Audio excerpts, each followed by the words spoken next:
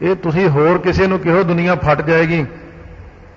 ਜਿਹੜੀ कुदरत है ना, कुदरत ने सारा कुछ अकाल पुरख के हुक्म विच रखिया होया है।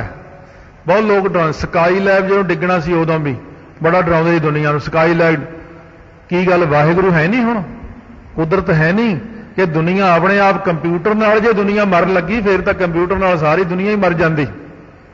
वाहिगुरू है, वाहिगुरू की कुदरत है।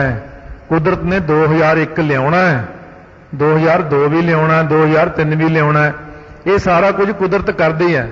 2000 अखर नहीं सी उहदे च आउणा, पर वाहिगुरू ने एक बंदे नूं प्रेरणा दे के 2000 सन लै आउंदा। उहदे च करदी कुदरत आप ही है, पर किसी बंदे दे राही कर दिंदी है।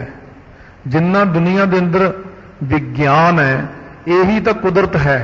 साइंसदान कहता मैं सियाणा, पर उन्होंने ये नहीं पता कि कुदरत मैथों करवा रही है।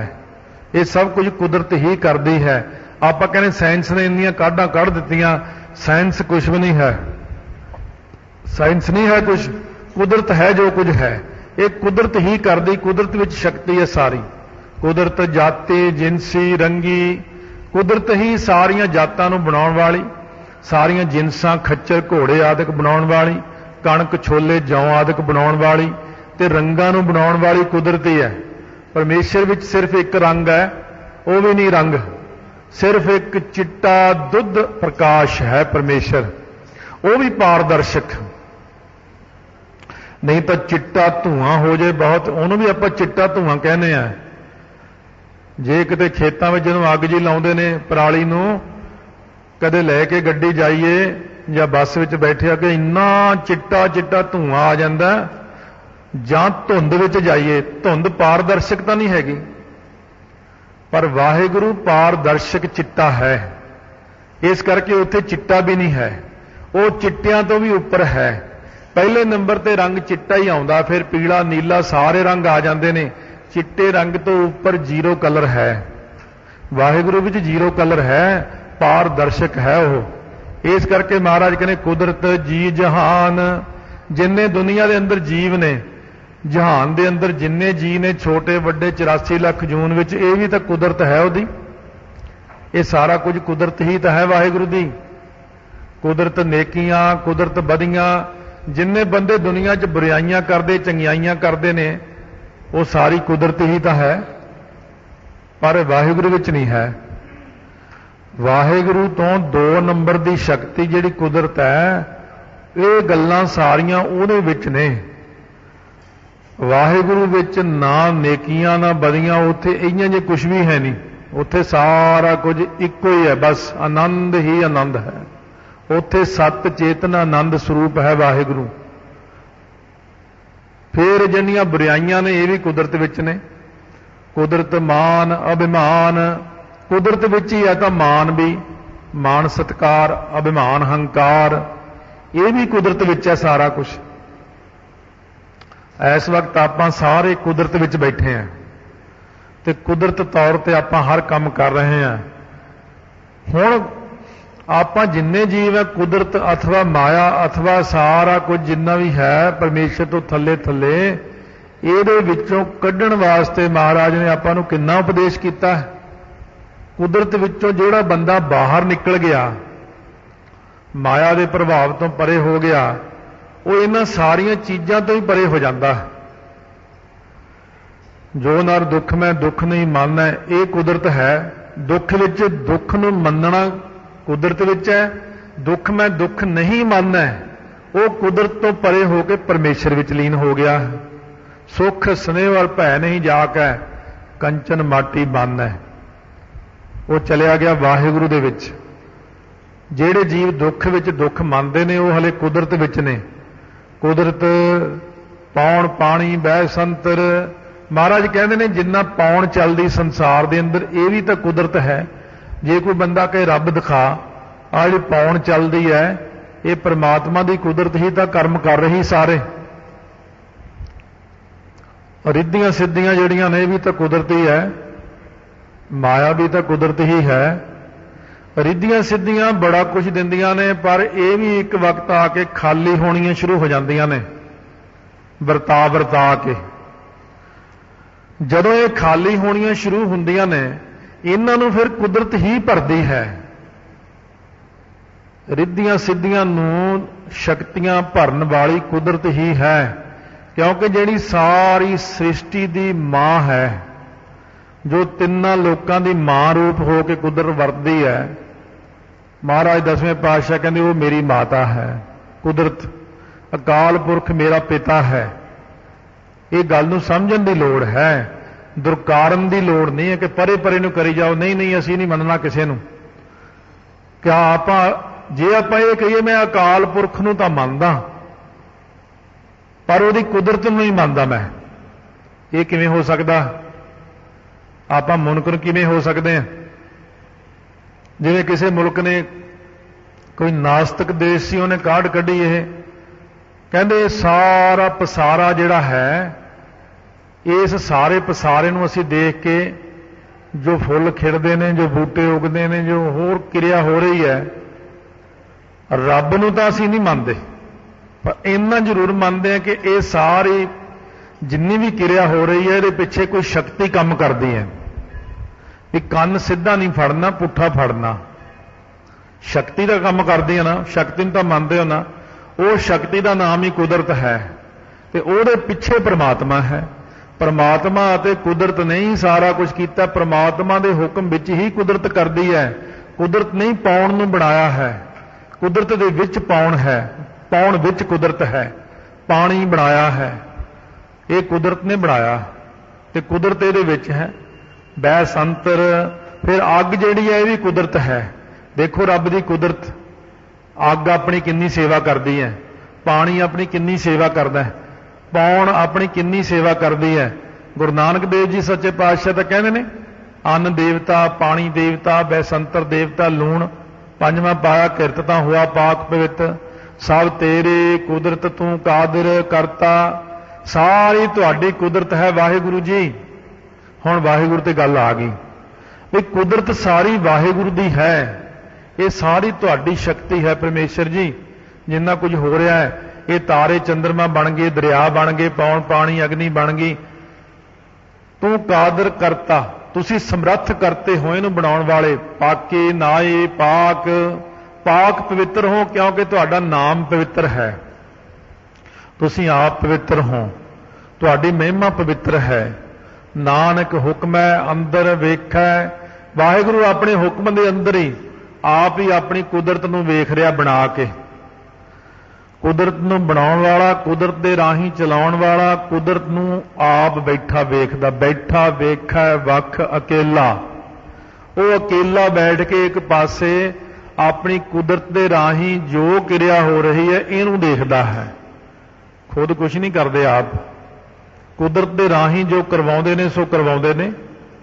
ਵਰਤੈ ਤਾਕੋ ਤਾਕ, ਤਾਕੋ ਤਾਕ ਹੁੰਦਾ ਕੇਵਲ ਇੱਕੋ ਇੱਕ ਆਪ ਹੀ ਵਰਤਦਾ ਸਾਰਿਆਂ ਥਾਵਾਂ ਦੇ ਵਿੱਚ। ਕੁਦਰਤ ਵਿੱਚ ਵੀ ਖੁਦ ਹੀ ਵਰਤ ਰਿਹਾ। ਉਹ ਕੁਦਰਤ ਨੂੰ ਸੱਤਾ ਵੀ ਵਾਹਿਗੁਰੂ ਨੇ ਹੀ ਦਿੱਤੀ ਹੋਈ ਹੈ, ਸਾਰਾ ਕੁਝ ਦਿੱਤਾ ਆਪ ਹੀ ਹੈ। ਜਿਵੇਂ ਕੋਈ ਬਹੁਤ ਵੱਡਾ ਬੰਦਾ ਆਪਣੇ ਕੋਈ ਨੌਕਰ ਰੱਖ ਕੇ ਉਹਨੂੰ ਅਥਾਰਟੀ ਦੇ ਦੇਵੇ ਇੰਨੀ ਵੀ ਇੰਨਾ 1 ਕਰੋੜ ਰੁਪਈਆ ਤੂੰ ਖਰਚ ਸਕਦਾ, ਇੰਨਾ ਕੁਝ ਤੂੰ ਕਰ ਸਕਦਾ ਹੈ, ਆਹ ਸਾਰਾ ਕੁਝ ਕਰ ਸਕਦਾ ਹੈ। ਅਕਾਲ ਪੁਰਖ ਵਾਹਿਗੁਰੂ ਨੇ ਮਾਇਆ ਨੂੰ ਆਪਣੇ ਵਿੱਚੋਂ ਹੀ ਬਣਾ ਕੇ, ਕੁਦਰਤ ਨੂੰ ਬਣਾ ਕੇ, ਉਹਨੂੰ ਸ਼ਕਤੀ ਦੇ ਕੇ ਉਹਦੇ ਰਾਹੀਂ ਸਾਰਾ ਕੁਝ ਕਰਵਾਇਆ ਹੈ। ਜਿਨ੍ਹਾਂ ਨੂੰ ਇਹ ਸਾਰੀਆਂ ਗੱਲਾਂ ਸਮਝ ਪੈ ਗਈਆਂ, ਕਾਦਰ ਅਤੇ ਕੁਦਰਤ, ਕਾਦਰ ਨੇ ਕੁਦਰਤ ਨੂੰ ਬਣਾਇਆ ਹੈ। ਕਈ ਬੰਦੇ ਤਾਂ ਕੁਦਰਤ ਵਿੱਚ ਕੁਦਰਤੀ ਉਲਝ ਜਾਂਦੇ ਨੇ, ਤੇ ਕਈ ਬੰਦੇ ਇਸ ਵਿੱਚੋਂ ਨਿਕਲ ਕੇ ਇਹ ਜਾਣ ਲੈਂਦੇ ਨੇ ਕਿ ਸਾਰੀ ਕੁਦਰਤ ਦਾ ਕਾਦਰ ਵਾਹਿਗੁਰੂ ਹੈ। ਜਦੋਂ ਆਪਾਂ ਨੂੰ ਇਹ ਗਿਆਨ ਹੋ ਗਿਆ ਵੀ ਸਾਰੀ ਕੁਦਰਤ ਦਾ ਮਾਲਕ ਵਾਹਿਗੁਰੂ ਆਪ ਹੈ, ਤਾਂ ਆਪਾਂ ਵਾਹਿਗੁਰੂ ਵਾਹਿਗੁਰੂ ਜਪਣ ਲੱਗ ਪੈਂਦੇ ਆ। ਪਰ ਕੁਦਰਤ ਤੋਂ ਬਿਨਾਂ ਬਣਦਾ ਕੁਝ ਨਹੀਂ। ਜੇ ਆਪਾਂ ਇਹ ਕਹੀਏ ਕਿ ਕੁਦਰਤ ਨੂੰ ਛੱਡ ਕੇ ਮੈਂ ਤਾਂ ਵਾਹਿਗੁਰੂ ਵਾਹਿਗੁਰੂ ਕਰ ਲਵਾਂਗਾ, ਮਹਾਰਾਜ ਕਹਿੰਦੇ ਐਸਾ ਵੀ ਨਾ ਕਰਿਓ, ਕਿਉਂਕਿ ਕੁਦਰਤ ਬਿਨਾਂ ਕੋਈ ਕੰਮ ਚੱਲਦਾ ਨਹੀਂ। ਵਾਹਿਗੁਰੂ ਤੇਰੀ ਕੁਦਰਤ ਤੋਂ ਬਲਿਹਾਰ ਜਾਈਏ, ਇਹ ਤਾਂ ਕਹਿਣਾ ਹੀ ਪੈਣਾ ਆਪਾਂ ਨੂੰ। ਜੇ ਆਪਾਂ ਕਹੀਏ ਵਾਹਿਗੁਰੂ ਤੇ ਇੱਥੋਂ ਬਲਿਹਾਰ ਜਾਈਏ, ਮਹਾਰਾਜ ਕਹਿੰਦੇ ਫੇਰ ਤੁਸੀਂ ਰਹਿਣਾ ਤਾਂ ਕੁਦਰਤ ਵਿੱਚ ਹੈ, ਰਹਿਣਾ ਆਪਾਂ ਨੇ ਕੁਦਰਤ ਵਿੱਚ ਹੈ। ਤੇ ਕੁਦਰਤ ਵਿੱਚ ਰਹਿੰਦਿਆਂ ਹੋਇਆਂ ਵਾਹਿਗੁਰੂ ਦੀ ਉਸਤਤ ਕਰਨੀ ਹੈ ਇਸ ਤਰੀਕੇ ਨਾਲ ਕਿ ਵਾਹਿਗੁਰੂ ਕੁਦਰਤ ਕਵਣ ਕਹਾਂ ਵਿਚਾਰ। ਗੁਰੂ ਨਾਨਕ ਦੇਵ ਜੀ ਨੇ ਕਿਹਾ ਨਾ, ਕੁਦਰਤ ਕਵਣ ਕਹਾਂ ਵਿਚਾਰ, ਵਾਰਿਆ ਨਾ ਜਾਵਾ ਏਕ ਵਾਰ, ਜੋ ਤੁਧ ਭਾਵੈ ਸਾਈ ਭਲੇ ਕਾਰ, ਤੂਸ ਦਾ ਸਲਾਮਤ ਨਿਰੰਕਾਰ। ਇਸ ਕਰਕੇ ਉਹਦੀ ਕੁਦਰਤ ਤੋਂ ਵੀ ਬਲਿਹਾਰ ਜਾਈਏ, ਵਾਹਿਗੁਰੂ ਤੋਂ ਬਲਿਹਾਰ ਜਾਈਏ। ਵਾਸਤਵ 'ਚ ਦਸਵੇਂ ਪਾਤਸ਼ਾਹ ਕਹਿੰਦੇ ਅਸਲ ਵਿੱਚ ਵਾਹਿਗੁਰੂ ਹੀ ਕੁਦਰਤ ਰੂਪ ਬਣਿਆ ਹੋਇਆ ਹੈ। ਇਹ ਵੀ ਭੁਲੇਖਾ ਨਾ ਰੱਖਿਓ ਕਿ ਕੁਦਰਤ ਵੱਖਰੀ ਹੈ, ਵਾਹਿਗੁਰੂ ਹੀ ਕੁਦਰਤ ਹੈ।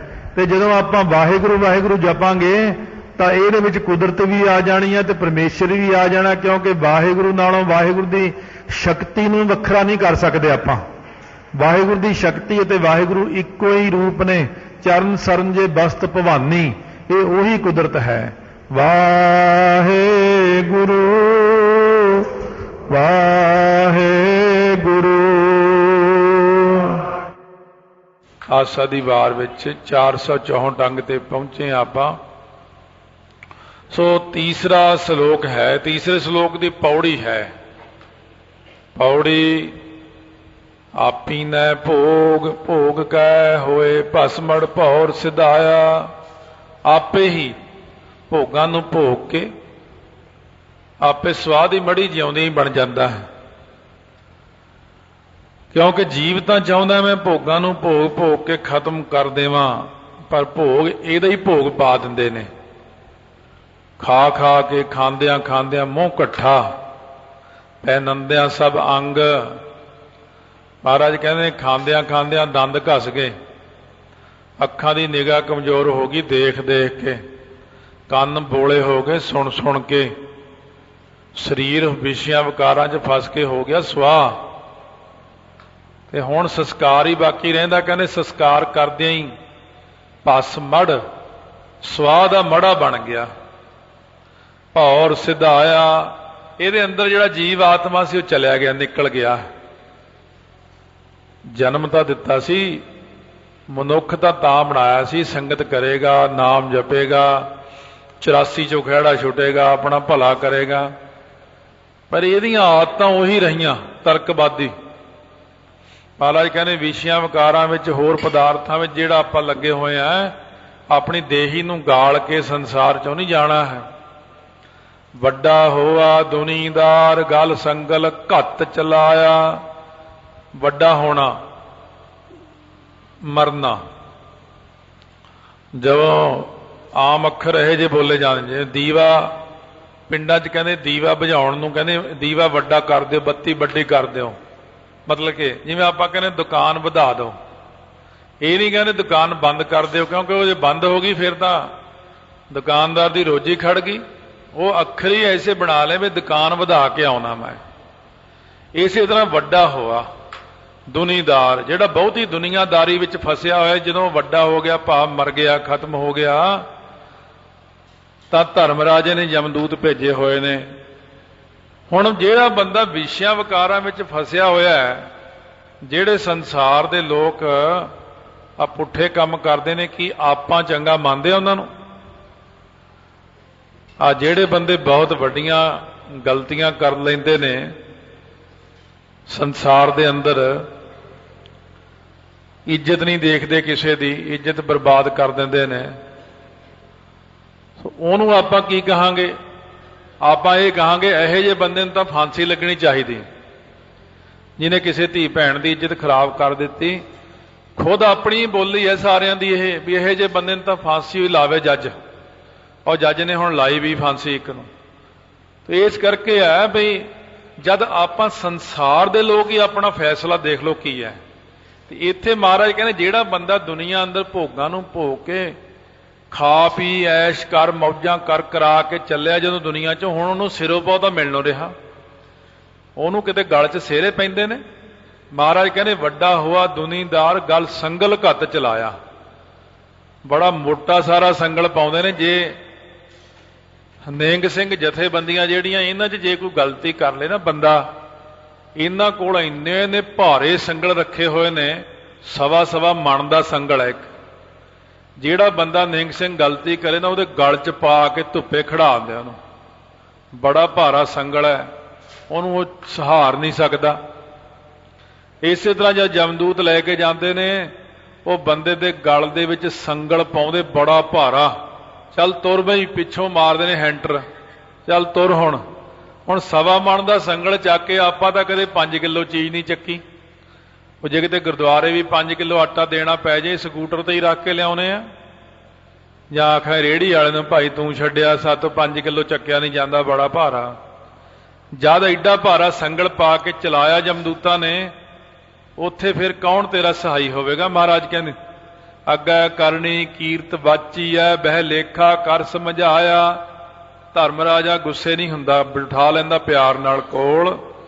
ਅੱਗੇ ਇਹਦੀ ਕਰਨੀ ਕੀਤੀ ਹੋਈ ਤੇ ਕੀਰਤ ਜਿਹੜੀ ਇਹਦੀ ਮਹਿਮਾ ਦੀ ਗੱਲ ਹੈ, ਜਾਂ ਇਹਦੀਆਂ ਅੱਛੀਆਂ ਗੱਲਾਂ ਨੇ, ਇਹਦੀਆਂ ਕਰਨੀਆਂ ਨੇ, ਕੋਲ ਬਿਠਾ ਕੇ ਬਾਚੀਆਂ ਜਾਂਦੀਆਂ, ਪੜਤਾਲ ਕੀਤੀ ਜਾਂਦੀ ਹੈ। ਆਹ ਗੱਲਾਂ ਤੂੰ ਐਂ ਕੀਤੀਆਂ ਨੇ, ਆਹ ਇਸ ਤਰ੍ਹਾਂ ਕੀਤੀਆਂ ਨੇ, ਇਹ ਗੱਲਾਂ ਦੀ ਤੈਨੂੰ ਭਾਈ ਇੰਨੀ ਸਜ਼ਾ ਮਿਲਣੀ ਹੈ, ਇਹ ਗੱਲਾਂ ਕਰਕੇ ਤੈਨੂੰ ਨਰਕ ਮਿਲਣਾ, ਇਹਦੇ ਕਰਕੇ ਸਵਰਗ ਮਿਲਣਾ। ਬਹਿ ਲੇਖਾ ਕਰ ਸਮਝਾਇਆ, ਸਮਝਾਉਂਦਾ ਪਿਆਰ ਨਾਲ। ਦੇਖ ਭਾਈ ਮੈਂ ਤਾਂ ਨਹੀਂ ਨਾ ਕੀਤਾ ਇਹ। ਹਾਂ ਜੀ ਤੁਸੀਂ ਨਹੀਂ ਕੀਤਾ, ਤੂੰ ਹੀ ਕੀਤਾ ਨਾ, ਫਿਰ ਭਾਈ ਤੂੰ ਹੀ ਭੁਗਤੇਗਾ।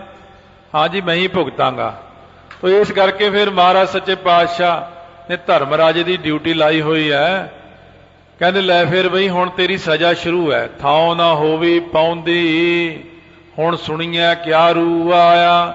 ਕਹਿੰਦੇ ਪੈਂਦੀਆਂ ਨੂੰ ਫਿਰ ਥਾਂ ਨਹੀਂ ਮਿਲਦੀ, ਇੰਨੀ ਮਾਰ ਪੈਂਦੀ, ਇੰਨੀ ਕੁੱਟ ਪੈਂਦੀ ਆ ਨਾ, ਫਿਰ ਗਲਤੀਆਂ ਦੀ ਸਜ਼ਾ ਜਿਹੜੀ ਉੱਥੇ ਲਿਖੀ ਹੋਈ ਹੈ ਵੀ ਇੰਨੀ ਇੰਨੀ ਸਜ਼ਾ ਮਿਲਣੀ ਆ, ਫਿਰ ਇੰਨੀ ਮਾਰ ਪੈਂਦੀ, ਲੁਕਣ ਨੂੰ ਥਾਂ ਨਹੀਂ ਮਿਲਦੀ, ਪੈਂਦੀਆਂ ਨੂੰ ਥਾਂ ਨਹੀਂ ਮਿਲਦੀ, ਇੰਨੀ ਮਾਰ ਪੈਂਦੀ ਹੈ। ਕਹਿੰਦੇ ਜਾਰ ਜਾਰ ਰੋਂਦਾ, ਉੱਚੀ ਉੱਚੀ ਰੋਂਦਾ, ਹੁਣ ਸੁਣੀਐ ਕਿਆ ਰੂ ਆਇਆ। ਕਹਿੰਦੇ ਹੁਣ ਰੋਇਆ ਕੀ ਸੁਣਨਾ ਕਿਸੇ ਨੇ ਤੇਰੀ ਗੱਲ। ਬੜਾ ਸਮਝਾਇਆ ਤੈਨੂੰ, ਸਪੀਕਰ ਲਾ ਲਾ ਕੇ ਉੱਚੀ ਉੱਚੀ ਆਵਾਜ਼ਾਂ ਦੇ ਵਿੱਚ ਸਮਝਾਇਆ। ਧਾਰਮਿਕ ਸਥਾਨਾਂ ਦੇ ਉੱਤੋਂ ਉੱਚੀ ਉੱਚੀ ਮੁਸਲਮਾਨਾਂ ਨੇ ਬਾਂਗਾਂ ਦਿੱਤੀਆਂ, ਹਿੰਦੂਆਂ ਨੇ ਟੱਲੀਆਂ ਖੜਕਾਈਆਂ, ਉਹਨਾਂ ਨੇ ਸਵੇਰੇ ਸਵੇਰੇ ਤੈਨੂੰ ਸਮਝਾਇਆ, ਗੁਰਦੁਆਰੇ ਅੰਦਰ ਇੰਨਾ ਸਮਝਾਇਆ, ਪਰ ਤੂੰ ਹੱਸ ਕੇ ਕੋਲੋਂ ਲੰਘ ਜਾਂਦਾ ਸੀ। ਐਵੇਂ ਭੌਂਕਦੇ ਆ, ਐਂ ਲੋਕ ਕਹਿੰਦੇ ਨੇ, ਕਹਿੰਦੇ ਐਵੇਂ ਸਵੇਰੇ ਸਵੇਰੇ ਜਿਵੇਂ ਇਸ ਤਰ੍ਹਾਂ ਹੀ ਕਿਸੇ ਨੇ ਕਹੀ ਸੀ ਗੱਲ, ਮੈਂ ਇੱਥੇ ਸਿੱਧੀ ਸੁਣਾਤੀ। ਕਹਿੰਦੇ 4 ਵਜੇ ਹੀ ਭੌਂਕਣ ਲੱਗ ਜਾਂਦੇ ਸਵੇਰੇ ਹੀ। ਚਲੋ ਅਸੀਂ ਤਾਂ ਕਹਿੰਦੇ ਆ ਹਮ ਕੂਕਰ ਤੇਰਾ ਦਰਬਾਰ, ਭੌਂਕਾਂ ਆਗੈ ਬਦਨ ਪਸਾਰ। ਉਹ ਸ਼ੁਕਰ ਅਸੀਂ ਰੱਬ ਦੇ ਕੁੱਤੇ ਆ, ਅਸੀਂ ਤਾਂ ਭੌਂਕਦੇ ਆ, ਕਿਉਂਕਿ ਅਸੀਂ ਤਾਂ ਜੇ ਇਹਦੇ ਦਰ ਤੇ ਭੌਂਕਾਂ ਸਾਨੂੰ ਟੁੱਕ ਮਿਲਦਾ, ਰੋਟੀ ਮਿਲਦੀ ਆ। ਸਾਡਾ ਤਾਂ ਦਰਗਾਹ ਵਿੱਚ ਵੀ ਸਤਿਕਾਰ ਹੋਣਾ ਵੀ ਸਾਡਾ ਕੂਕਰ ਹੈ ਇਹ। ਕਿਸੇ ਰਾਜੇ ਮਹਾਰਾਜੇ ਦੇ ਕੁੱਤਾ ਬਣਨਾ ਤਾਂ ਚੰਗਾ ਹੀ ਹੁੰਦਾ। ਅਸੀਂ ਤਾਂ ਤੇਰੇ ਦਰ ਦੇ ਕੂਕਰ ਆ ਸੱਚੇ ਪਾਤਸ਼ਾਹ, ਅਸੀਂ ਤਾਂ ਭੌਂਕਣਾ ਚੌਕੀਦਾਰਾ ਕਰਨਾ ਹੀ ਕਰਨਾ। ਤਾਂ ਮਹਾਰਾਜ ਕਹਿੰਦੇ ਤੂੰ ਦੱਸ ਹੁਣ, ਜਿਹੜਾ ਹੱਸ ਕੇ ਕੋਲੋਂ ਟਿਚਰਾਂ ਕਰ ਕਰ ਲੰਘਦਾ ਸੀ ਗੁਰਦੁਆਰੇ ਕੋਲੋਂ, ਮੰਦਰਾਂ ਮਸਜਿਦਾਂ ਕੋਲੋਂ, ਧਾਰਮਿਕ ਗ੍ਰੰਥਾਂ ਕੋਲੋਂ, ਹੁਣ ਤੇਰਾ ਕੀ ਬਣੇਗਾ? ਹੁਣ ਉੱਚੀ ਉੱਚੀ ਰੋ ਰੋ ਕੇ ਕਿਹਨੂੰ ਸੁਣਾਏਗਾ? ਘਰ ਦੇ ਤਾਂ ਤੇਰੇ ਸੁਣਨੋਂ ਰਹੇ, ਕਿਉਂ ਤੈਨੂੰ ਤਾਂ ਫੜ ਕੇ ਦੁਨੀਆ ਚੋਂ ਲੈ ਗਏ ਉੱਪਰ। ਮਨ ਅੰਧਾ ਜਨਮ ਗਵਾਇਆ। ਕਹਿੰਦੇ ਅਗਿਆਨੀ ਜੀਵ ਨੇ, ਅੰਨੇ ਮਨ ਵਾਲੇ ਨੇ, ਇਹਨੇ ਕਦੇ ਸੋਚਿਆ ਤੱਕ ਨਹੀਂ ਵੀ ਮੇਰੇ ਨਾਲ ਆ ਹੋਣਾ ਹੈ। ਆ ਹੁਣ ਜਦੋਂ ਹੋਇਆ ਤਾਂ ਦੇਖਦਾ ਕਿ ਮੈਂ ਤਾਂ ਐਵੇਂ ਜਨਮ ਗਵਾ ਲਿਆ। ਪੁੱਛਦੇ ਨੇ ਇਹਨੂੰ ਫੜ ਫੜ ਕੇ, ਮਾਰ ਮਾਰ ਕੇ, ਓਏ ਨਾਮ ਨਹੀਂ ਜਪਿਆ, ਓਏ ਉਹਦਾ ਮਖੌਲ ਕਰ ਕਰ ਲੰਘਦਾ ਸੀ ਕੋਲੋਂ। ਹੁਣ ਆਪਾਂ ਕਵਾਂਗੇ ਤੁਹਾਨੂੰ ਕਿੱਦਾਂ ਪਤਾ ਬਈ? ਉਹਨਾਂ ਨੂੰ ਸਾਰਾ ਹੀ ਪਤਾ, ਕਿਉਂਕਿ ਚਿੱਤਰਗੁਪਤ ਹੋਣੀ ਸਾਰੀ ਗੱਲ ਜਾਣਦੇ ਨੇ। ਇਸ ਕਰਕੇ ਸਤਿਗੁਰੂ ਮਹਾਰਾਜ ਕਹਿੰਦੇ ਵਾਹਿਗੁਰੂ ਸਭ ਜਾਣਦੇ ਨੇ। ਸ਼ਲੋਕ ਮਹੱਲਾ ਪਹਿਲਾ, ਮਹਾਰਾਜ ਕਹਿੰਦੇ ਹਰ ਇੱਕ ਚੀਜ਼ ਵਾਹਿਗੁਰੂ ਦੇ ਡਰ ਵਿੱਚ ਹੈ। ਭੈ ਵਿੱਚ ਸਭ ਆਕਾਰ ਹੈ, ਨਿਰਭਉ ਹਰਿ ਜੀਉ ਸੋਏ। ਭੈ ਵਿੱਚ ਪਵਨ ਵਹੈ ਸਦਵਾਉ। ਇੱਕ ਰਸ ਚੱਲਣ ਵਾਲੀ ਜਿਹੜੀ ਪੌਣ ਹੈ, ਵਾਹਿਗੁਰੂ ਦੇ ਡਰ ਦੇ ਵਿੱਚ ਹੀ ਚੱਲਦੀ ਹੈ ਹਮੇਸ਼ਾ। ਪੌਣ ਤਾਂ 1000 ਕਿਲੋਮੀਟਰ ਦੀ ਸਪੀਡ ਤੇ ਵੀ ਚੱਲ ਸਕਦੀ ਹੈ, ਆਪਣੇ ਮਕਾਨ ਲੱਭਣ ਹੀ ਨਾ ਇੱਥੇ, ਪਰ ਨਹੀਂ, ਇਹ ਵੀ ਓਨੀ ਕੀ ਲਿਮਿਟ ਵਿੱਚ ਚੱਲਦੀ ਜਿੰਨਾ ਕੁ ਹੁਕਮ ਹੈ। ਵਾਹਿਗੁਰੂ ਇਹਨੂੰ ਵੀ ਡਾਂਟ ਦਿੰਦੇ ਨੇ, ਖਬਰਦਾਰ ਜੇ ਜ਼ਿਆਦਾ ਚੱਲਣੀ ਹੈ, ਇੰਨਾ ਨੁਕਸਾਨ ਨਹੀਂ ਕਰਨਾ ਜੀਵਾਂ ਦਾ। ਭਾਵੇਂ ਆਪਾਂ ਕਿੰਨੇ ਹੀ ਪਾਪ ਕਰਦੇ ਹਾਂ, ਕਿੰਨੇ ਹੀ ਗੁਨਾਹ ਕਰਦੇ ਹਾਂ, ਕਿੰਨੀਆਂ ਹੀ ਗਲਤੀਆਂ ਰੋਜ਼ ਕਰਦੇ ਹਾਂ, ਪਰ ਵਾਹਿਗੁਰੂ ਦਿਆਲੂ ਬੜਾ। ਜੇ ਕੋਈ ਗੱਲ ਕਹੀਏ ਵੀ ਆਹ ਸੰਸਾਰ ਐ ਕਰਦਾ, ਇਹ ਨਹੀਂ ਕਿ ਆਪਾਂ ਨੂੰ ਬੱਚਿਆਂ ਦਾ ਖਿਆਲ, ਮਹਾਰਾਜ ਬੱਚਿਆਂ ਦਾ ਬਹੁਤ ਖਿਆਲ ਰੱਖਦੇ। ਹਰੇਕ ਦੇ ਹੀ ਕਹਿਣਗੇ ਇਹ ਇਹਨਾਂ ਨੇ ਕੋਈ ਨਹੀਂ ਭਾਈ, ਇਹਦੇ ਬੱਚੇ ਫਿਰ ਰੁਲ ਜਾਣਗੇ, ਐ ਨਹੀਂ ਕਰਨਾ ਹੈ। ਬੱਚਿਆਂ ਦਾ ਬਹੁਤ ਧਿਆਨ ਰੱਖਦੇ, ਭਾਈ ਇਹਦੇ ਬੱਚੇ ਰੁੱਲ ਜਾਣਗੇ, ਭਾਈ ਇਹਦਾ ਐ ਹੋ ਜਾਏਗਾ। ਨਾ ਭਾਈ, ਮਾੜਾ ਨਹੀਂ ਕਰਨਾ। ਇਸ ਕਰਕੇ ਸਤਿਗੁਰੂ ਸੱਚੇ ਪਾਤਸ਼ਾਹ ਬਹੁਤੇ ਦਿਆਲੂ ਨੇ, ਅਕਾਲ ਪੁਰਖ ਦਿਆਲੂ ਨੇ, ਪਾਉਣ ਨੂੰ ਆਪਣੇ ਹੁਕਮ ਵਿੱਚ ਚਲਾਉਂਦੇ ਨੇ। ਜਿੰਨਾ ਕਿ ਤੈਨੂੰ ਹੁਕਮ ਹੋਇਆ, ਹਾਂ ਜੇ ਬਹੁਤੇ ਪਾਪੀਆਂ ਨੂੰ ਸਜ਼ਾ ਦੇਣੀ ਹੋਵੇ ਫਿਰ ਹੁਕਮ ਵੀ ਕਰਨ ਦੇ ਜ਼ਿਆਦਾ ਤੇਜ਼ ਚੱਲਣ ਦਾ। ਭੈ ਵਿੱਚ ਚੱਲਹਿ ਲੱਖ ਦਰਿਆਓ, ਵਾਹਿਗੁਰੂ ਦੇ ਡਰ ਦੇ ਵਿੱਚ ਲੱਖਾਂ ਦਰਿਆ ਨੇ। ਸੰਸਾਰ ਦੇ ਅੰਦਰ ਜਿੰਨੇ ਚੱਲਦੇ ਦਰਿਆ ਵਾਹਿਗੁਰੂ ਦੇ ਡਰ ਦੇ ਵਿੱਚ ਨੇ। ਨਹੀਂ ਤਾਂ ਦਰਿਆ ਆਪਣਾ ਅਸਥਾਨ ਛੱਡ ਕੇ ਕਿਤੇ ਅਸਥਾਨ ਬਦਲ ਦੇਣ, ਇਹ ਤਾਂ ਸਾਰਾ ਸ਼ਹਿਰ ਹੀ ਰੋੜ ਕੇ ਲੈ ਜਾਣ। ਵਾਹਿਗੁਰੂ ਦੇ ਹੁਕਮ ਦੇ ਵਿੱਚ ਚੱਲਦੇ ਨੇ ਦਰਿਆ, ਦਰਿਆਓ। ਇਹ ਧਿਆਨ ਰੱਖਣਾ, ਬਸ ਦਰਿਆਓ ਨਹੀਂ ਕਹਿਣਾ, ਦਰਿਆਓ। ਦੱਦੇ ਸਿਹਾਰੀ ਬਿਹਾਰੀ ਦਾ ਧਿਆਨ ਰੱਖਣਾ, ਕਿਉਂਕਿ ਦੱਦਾ ਤੇ ਰਾਰੇ ਸਿਹਾਰੀ ਦਰ, ਆਓ, ਦਰਵਾਜ਼ੇ 'ਚ ਆ ਜਾਓ, ਫਿਰ ਤੇ ਇਹਦਾ ਅਰਥ ਇਹ ਬਣ ਜਾਂਦਾ ਹੈ। ਇੱਥੇ ਹੈ ਦਰਿਆਓ ਬਿਹਾਰੀ ਨਾਲ। ਭੈ ਵਿੱਚ ਅੱਗ ਨ ਕੱਢੈ ਵੇਗਾਰ, ਵੇਗਾਰੀ ਹੁੰਦਾ ਫੜ ਕੇ, ਜਿਵੇਂ ਕਿਸੇ ਤੋਂ ਕੰਮ ਕਰਾਉਣਾ, ਵਿਗਾੜ ਤੇ ਫੜ ਲੈਣੀਆਂ ਚੀਜ਼ਾਂ, ਮੁਫਤ ਦੇ ਵਿੱਚ ਕੰਮ ਕਰਾਉਣਾ। ਅੱਗ ਨੂੰ ਆਪਾਂ ਕਿਹੜਾ ਕੋਈ ਬਿੱਲ ਦਿੰਦੇ ਆ, ਕੋਈ ਪੈਸੇ ਦਿੰਦੇ ਆ ਅਗਨੀ ਦੇਵਤੇ ਨੂੰ ਵੀ ਲੈ ਵੀ ਸਾਡੀਆਂ ਇੰਨੀਆਂ ਰੋਟੀਆਂ ਬਣਾਈਆਂ ਇਹਨਾਂ ਕੀਤਾ, ਇੱਧਰ ਆਵੇਂ ਹੀ ਤੀਲੀ ਬਾਲ ਕੇ ਜਦੇ ਹੀ ਬੁਲਾ ਲੈਂਦੇ ਆ। ਭੈ ਵਿੱਚ ਅੱਗ ਨ ਕੱਢੈ ਵੇਕਾਰ, ਵਾਹਿਗੁਰੂ ਦੇ ਡਰ ਦੇ ਵਿੱਚ ਹੀ ਅੱਗ ਸਾਡੇ ਕੰਮ ਕਰਦੀ ਹੈ, ਔਰ ਅੱਗ ਸੀਮਤ ਰਹਿੰਦੀ ਹੈ। ਅੱਗ ਵੱਧ ਫੁੱਲ ਕੇ ਘਰ ਨੂੰ ਸਾੜ ਵੀ ਸਕਦੀ ਹੈ, ਪਰ ਵਾਹਿਗੁਰੂ ਦੀ ਕਿਰਪਾ ਨਾਲ ਅੱਗ ਵੀ ਉਹਦੇ ਡਰ ਵਿੱਚ ਸਾਡੀ ਸੇਵਾ ਕਰਦੀ ਹੈ। ਅੱਗ ਹੀ ਕਿੰਨੇ ਕੰਮ ਚਲਾਉਂਦੇ, ਦੇਖੋ ਪਵਨ ਸਾਡਾ ਸੰਸਾਰ ਦਾ ਕਿੰਨਾ ਕੰਮ ਚਲਾ, ਆਕਸੀਜਨ ਹੈ, ਆਕਸੀਜਨ ਤੋਂ ਬਿਨਾਂ ਸੰਸਾਰ ਖਤਮ ਹੈ। ਇਸੇ ਪ੍ਰਕਾਰ ਪਾਣੀ ਹੈ ਦਰਿਆਓ, ਫਿਰ ਅਗਨੀ ਹੈ। ਭੈ ਵਿੱਚ ਧਰਤੀ ਦੱਬੀ ਭਾਰ, ਡਰ ਦੇ ਵਿੱਚ ਧਰਤੀ ਭਾਰ ਵਿੱਚ ਦੱਬੀ ਖਲੋਤੀ ਹੈ। ਭਾਰ ਪਾਇਆ ਹੋਇਆ ਪ੍ਰਮਾਤਮਾ ਨੇ, ਇਹਨੂੰ ਡੋਲਣ ਨਹੀਂ ਦਿੰਦੇ। ਨਹੀਂ, ਧਰਤੀ ਉਲਟ ਸਕਦੀ ਹੈ, ਪਲਟ ਸਕਦੀ ਹੈ, ਟੇਢੀ ਮੇਢੀ ਹੋ ਸਕਦੀ ਹੈ, ਪਰ ਵਾਹਿਗੁਰੂ ਨੇ ਐਸੇ ਢੰਗ ਨਾਲ ਧਰਤੀ ਬਣਾਈ ਹੈ ਕਿ ਇਹਦਾ ਬੈਲੈਂਸ ਆਪਣੇ ਆਪ ਹੀ ਸੈੱਟ ਹੋਇਆ ਰਹਿੰਦਾ। ਉਹਦੇ ਹੁਕਮ ਦੇ ਵਿੱਚ ਹੀ ਧਰਤੀ ਹੈ। ਜੇ ਕਿਤੇ ਮਾੜੀ ਜੀ ਡੋਲ ਜੇ ਤਾਂ ਕਿੰਨਾ ਨੁਕਸਾਨ ਹੋ ਜਾਂਦਾ। ਇਸ ਕਰਕੇ ਧਰਤੀ ਉੱਤੇ ਭਾਰ ਪਾ ਲੈਂਦੇ ਨੇ। ਵਾਹਿਗੁਰੂ ਦੀ ਕਿਰਪਾ ਦਾ ਸਦਕਾ ਹੈ ਇਹ ਸਾਰਾ ਕੁਝ, ਸਿਮਰਨ ਦਾ ਸਦਕਾ ਹੈ। ਜਦੋਂ ਗੁਜਰਾਤ ਵਿੱਚ ਭੁਚਾਲ ਆਇਆ ਸੀ, ਉਦੋਂ ਆਪਾਂ ਇੱਥੇ ਸਿਮਰਨ ਕਰ ਰਹੇ ਸੀ ਬੈਠੇ ਸਾਰੇ, ਧਰਤੀ ਸਾਰੀ ਡੋਲ ਰਹੀ ਸੀ। ਮੇਰੇ ਤਾਂ ਖਿਆਲ ਵਿੱਚ ਸਿਮਰਨ ਨਾਲ ਬੜਾ ਫਰਕ ਪੈਂਦਾ। ਕਾਫੀ ਜ਼ਿਆਦਾ ਭੁਚਾਲ ਨੂੰ ਰੁਕਾਵਟ ਪਾਈ ਸਿਮਰਨ ਨੇ। ਜੇ ਸਿਮਰਨ ਨਾ ਹੁੰਦਾ ਫਿਰ ਸ਼ਾਇਦ ਨੁਕਸਾਨ ਬਹੁਤ ਹੋ ਸਕਦਾ ਸੀ। ਸੋ ਇਸ ਕਰਕੇ ਸਿਮਰਨ ਤੇ ਯਕੀਨ ਕਰੋ ਕਿ ਮਹਾਰਾਜ ਸਿਮਰਨ ਨਾਲ ਹੀ ਸਾਰਾ ਕੁਝ, ਡੋਲਦੀ ਹੋਈ ਧਰਤੀ ਨੂੰ ਆਸਰਾ ਹੀ ਤਾਂ ਮਿਲਦਾ ਸਿਮਰਨ ਨਾਲ। ਭੈ ਵਿੱਚ ਇੰਦ ਫਿਰੈ ਸਿਰ ਭਾਰ, ਇੰਦ ਇੱਥੇ ਬੱਦਲ ਦਾ ਨਾਮ ਹੈ, ਇੰਦਰ ਦੇਵਤੇ ਦਾ ਨਾਮ ਨਹੀਂ ਹੈ। ਇਹ ਜਿਹੜਾ ਬੱਦਲ ਹੈ ਸਿਰ ਭਾਰ ਹੋ ਕੇ ਵਾਹਿਗੁਰੂ ਦੇ ਡਰ ਦੇ ਚ, ਕਿਉਂਕਿ ਬੱਦਲ ਜੂਨੀਆਂ ਵਿੱਚ ਗਿਣਿਆ ਜਾਂਦਾ ਹੈ। 84 ਲੱਖ ਜੂਨ ਵਿੱਚ ਹੈ ਬੱਦਲ, ਵਾਹਿਗੁਰੂ ਦੇ ਹੁਕਮ ਦੇ ਵਿੱਚ ਜਾਂਦਾ ਹੈ, ਬਰਸਾਤ ਪਾਉਂਦਾ ਹੈ, ਠੰਡ ਪਾਉਂਦਾ ਹੈ, ਮੀਂਹ ਪਿਆ ਪਰਮੇਸ਼ਰ ਪਾਇਆ, ਜੀ ਜੰਤ ਸਭ ਸੁਖੀ ਬਸਾਇਆ। ਇਹ ਬੱਦਲ ਵੀ ਵਾਹਿਗੁਰੂ ਦੇ ਹੁਕਮ ਦੇ ਵਿੱਚ ਹੈ, ਉਹਦੇ ਡਰ ਦੇ ਵਿੱਚ ਬਰਸਾਤ ਪਾਉਂਦਾ ਹੈ। ਭੈ ਵਿੱਚ ਰਾਜਾ ਧਰਮ ਦੁਆਰ,